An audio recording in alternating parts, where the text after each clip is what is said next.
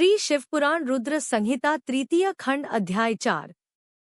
उमादेवी का दिव्य रूप से देवताओं को दर्शन देना, देवताओं का उनसे अपना अभिप्राय निवेदन करना और देवी का अवतार लेने की बात स्वीकार करके देवताओं को आश्वासन देना ब्रह्मा जी कहते हैं। नारद देवताओं के इस प्रकार स्तुति करने पर दुर्गम पीड़ा का नाश करने वाली जगतजननी देवी दुर्गा उनके सामने प्रकट हुई। वे परम अद्भुत दिव्य रत्नमय रथ पर बैठी हुई थी। उस श्रेष्ठ रथ में धुंधुरु लगे हुए थे और मुलायम बिस्तर बिछे थे।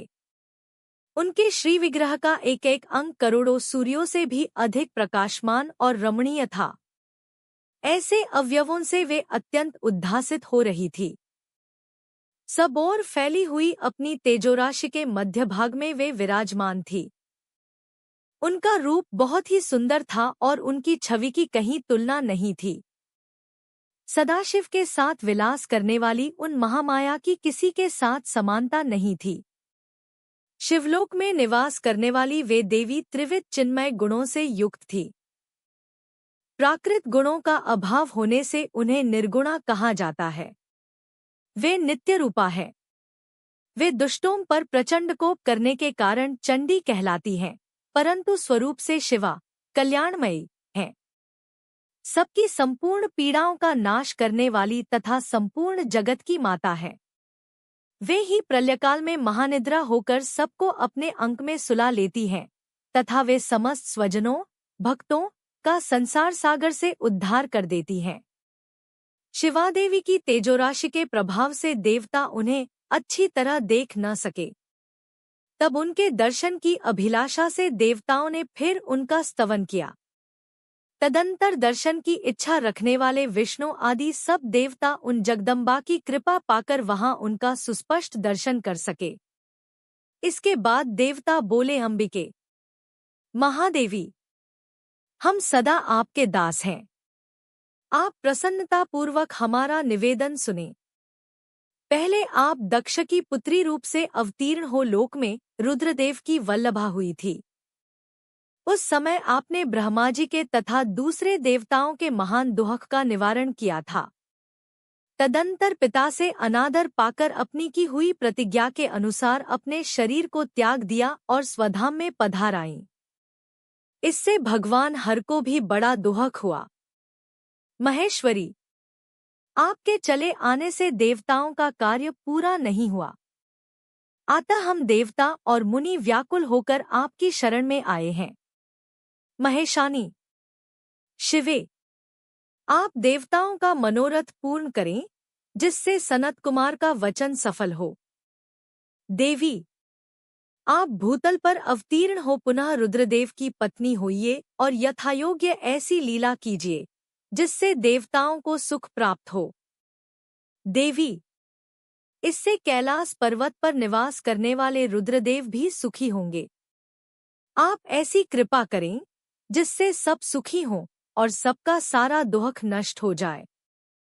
ब्रह्मा जी कहते हैं, नारद, ऐसा कहकर विष्णु आदि सब देवता प्रेम में मग्न हो गए और भक्ति से विनम्र होकर चुपचाप खड़े रहे। देवताओं की यह स्तुति सुनकर शिवादेवी को भी बड़ी प्रसन्नता हुई। उसके हेतु का विचार करके अपने प्रभु शिव का स्मरण करती हुई भक्तवत्सला दया में उमादेवी उस समय विष्णु आदि देवताओं को संबोधित करके हंसकर बोली। उमा ने कहा है, हरे, हे विधे और हे देवताओं तथा मुनियों, तुम सब लोग अपने मन से व्यथा को निकाल दो और मेरी बात सुनो। मैं तुम पर प्रसन्न हूँ, इसमें संशय नहीं है। सब लोग अपने अपने स्थान को जाओ और चिरकाल तक सुखी रहो। मैं अवतार ले मेना की पुत्री होकर उन्हें सुख देंगी और रुद्रदेव की पत्नी हो जाऊंगी। यह मेरा अत्यंत गुप्त मत है। भगवान शिव की लीला अद्भुत है। वह ज्ञानियों को भी मोह में डालने वाली है। देवताओं, उस यज्ञ में जाकर पिता के द्वारा अपने स्वामी का अनादर देख जब से मैंने दक्षजनित शरीर को त्याग दिया है, तभी से वे मेरे स्वामी कालाग्नि रुद्रदेव तत्काल दिगंबर हो गए। वे मेरी ही चिंता में डूबे रहते हैं। उनके मन में यह विचार उठा करता है कि धर्म को जानने वाली सती मेरा रोष देखकर पिता के यज्ञ में गई और वहां मेरा अनादर देख मुझ में प्रेम होने के कारण उसने अपना शरीर त्याग दिया। यही सोचकर वे घरबार छोड़ अलौकिक वेश धारण करके योगी हो गए। मेरी स्वरूपभूता सती के वियोग को वे महेश्वर सहन न कर सके। देवताओं, भगवान रुद्र की भी यह अत्यंत इच्छा है कि भूतल पर मेना और हिमाचल के घर में मेरा अवतार हो, क्योंकि वे पुनः मेरा पाणिग्रहण करने की अधिक अभिलाषा रखते हैं। अतः मैं रुद्रदेव के संतोष के लिए अवतार लूंगी और लौकिक गति का आश्रय लेकर हिमालय पली मैना की पुत्री होंगी। ब्रह्मा जी कहते हैं, नारद, ऐसा कहकर जगदम्बा शिवा उस समय समस्त देवताओं के देखते देखते ही अदृश्य हो गईं और तुरंत अपने लोक में चली गईं। तदंतर हर्ष से भरे हुए विष्णु आदि समस्त देवता और मुनि उस दिशा को प्रणाम करके अपने अपने धाम में चले गए। श्री शिवपुराण रुद्र संहिता तृतीय खंड अध्याय 5। मेना को प्रत्यक्ष दर्शन देकर शिवादेवी का उन्हें अभीष्ट वरदान से संतुष्ट करना तथा मेना से मैनाक का जन्म नारद जी ने पूछा। पिताजी, जब देवी दुर्गा अंतर्धान हो गईं और देवगण अपने अपने धाम को चले गए, उसके बाद क्या हुआ? ब्रह्मा जी ने कहा, मेरे पुत्रों में श्रेष्ठ विप्रवर नारद, जब विष्णु आदि देव समुदाय हिमालय और मेना को देवी की आराधना का उपदेश दे चले गए, तब गिरिराज हिमाचल और मेना दोनों दंपति ने बड़ी भारी तपस्या आरंभ की। वे दिनरात शंभु और शिवा का चिंतन करते हुए भक्तियुक्त चित्त से नित्य उनकी सम्यक रीति से आराधना करने लगे। हिमवान की पत्नी मेना बड़ी प्रसन्नता से शिव सहित शिवादेवी की पूजा करने लगी। वे उन्हीं के संतोष के लिए सदा ब्राह्मणों को दान देती रहती थी। मन में संतान की कामना ले मेना चैत्रमास के आरंभ से लेकर 27 वर्षा तक प्रतिदिन तत्परतापूर्वक शिवा देवी की पूजा और आराधना में लगी रहीं। वे अष्टमी को उपवास करके नवमी को लड्डू, बलि सामग्री, पीठी, खीर और गंधपुष्प आदि देवी को भेंट करती थी। गंगा के किनारे औषधिप्रस्थ में उमा की मिट्टी की मूर्ति बनाकर नाना प्रकार की वस्तुएं समर्पित करके उसकी पूजा करती थी। मेना देवी कभी निराहार रहती, कभी व्रत के नियमों का पालन करती, कभी जल पीकर रहती और कभी हवा पीकर ही रह जाती थी। विशुद्ध तेज से दमकती हुई दीप्तिमती मेना ने प्रेमपूर्वक शिवा में चित्त लगाए 27 वर्ष व्यतीत कर दिए। 27 वर्ष पूरे होने पर जगन्मयी शंकरकामिनी जगदम्बा उमा अत्यंत प्रसन्न हुई। मेना की उत्तम भक्ति से संतुष्ट हो वे परमेश्वरी देवी उन पर अनुग्रह करने के लिए उनके सामने प्रकट हुई। तेजोमंडल के बीच में विराजमान तथा दिव्य अवयवों से संयुक्त उमादेवी प्रत्यक्ष दर्शन दे मेना से हंसती हुई बोली। देवी ने कहा, गिरिराज हिमालय की रानी महासाध्वी मेना, मैं तुम्हारी तपस्या से बहुत प्रसन्न हूँ। तुम्हारे मन में जो अभिलाषा हो उसे कहो। मेना, तुमने तपस्या, व्रत और समाधि के द्वारा जिस जिस वस्तु के लिए प्रार्थना की है वह सब मैं तुम्हें दूंगी।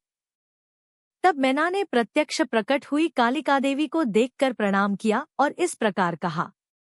मेना बोलीं, देवी, इस समय मुझे आपके रूप का प्रत्यक्ष दर्शन हुआ है, अतः मैं आपकी स्तुति करना चाहती हूँ।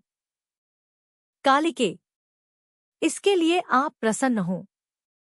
ब्रह्मा जी कहते हैं, नारद, मेना के ऐसा कहने पर सर्वमोहिनी कालिका देवी ने मन में, आप ही पंचभूतों के समुदाय को संयुक्त करती हैं, आप ही उनकी शाश्वत शक्ति हैं, आपको स्वरूप नित्य है। क्रमशः नमः शिवाय। श्री शिवपुराण रुद्र संहिता तृतीय खंड अध्याय 5। क्रमशः आप समय समय पर योगयुक्त एवं समर्थ नारी के रूप में प्रकट होती हैं। आप ही जगत की योनि और आधार शक्ति हैं। आप ही प्राकृत तत्वों से परे नित्या प्रकृति कही गई है, जिसके द्वारा ब्रह्म के स्वरूप को वश में किया जाता, जाना जाता है, वह नित्या विद्या आप ही है। मातः, आज मुझ पर प्रसन्न होइए। आप ही अग्नि के भीतर व्याप्त उग्र दाहिका शक्ति हैं। आप ही सूर्य किरणों में स्थित प्रकाशिका शक्ति हैं। चंद्रमा में जो आह्लादिका शक्ति है वह भी आप ही है। ऐसी आप चंडी देवी का मैं स्तवन और वंदन करती हैं। आप स्त्रियों को बहुत प्रिय हैं। ऊर्ध्वरेता ब्रह्मचारियों की ध्येयभूता नित्या ब्रह्मशक्ति भी आप ही है। संपूर्ण जगत की वांछा तथा श्रीहरि की माया भी आप ही है। जो देवी इच्छानुसार रूप धारण करके सृष्टि, पालन और संहारमय हो उन कार्यों का संपादन करती हैं तथा ब्रह्मा, विष्णु एवं रुद्र के शरीर की भी हेतुभूता हैं, वे आप ही हैं। देवी, आज आप मुझ पर प्रसन्न हो। आपको पुनः मेरा नमस्कार है। ब्रह्मा जी कहते हैं, नारद, मैना के इस प्रकार स्तुति करने पर दुर्गा कालिका ने पुनः उन मैना देवी से कहा, तुम अपना मनोवांछित वर मांग लो। हिमाचल प्रिय, तुम मुझे प्राणों के समान प्यारी हो। तुम्हारी जो इच्छा हो वह मांगो, उसे मैं निश्चय ही दे दूंगी। तुम्हारे लिए मुझे कुछ भी अदेय नहीं है। महेश्वरी उमा का यह अमृत के समान मधुर वचन सुनकर हिमगिरिकामिनी मैना बहुत संतुष्ट हुई और इस प्रकार बोली, शिवे, आपकी जय है, जय हो। उत्कृष्ट ज्ञान वाली महेश्वरी, जगदम्बिके, यदि मैं वर पाने के योग्य है तो फिर आपसे श्रेष्ठ वर मांगती हूँ। जगदम्बे, पहले तो मुझे 100 पुत्र हों, उन सबकी बड़ी आयु हो, वे बल पराक्रम से युक्त तथा रिद्धि सिद्धि से संपन्न हो।